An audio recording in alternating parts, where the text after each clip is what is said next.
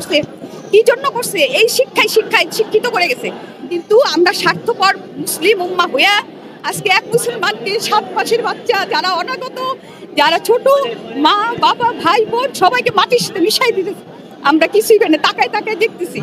এটা তো জবাবদিহিতা করতে হবে। মৃত্যুর পরে সবাইকে জীবিত হইতে হবে। আখিরাত আছে, যার যদি মুসলমান হয় আখিরাত বিশ্বাস করতে হবে, সবাইকে জবাবদিহিতা করতে হবে। তুমি তোমার অবস্থান থেকে কি প্রতিবাদ করছো?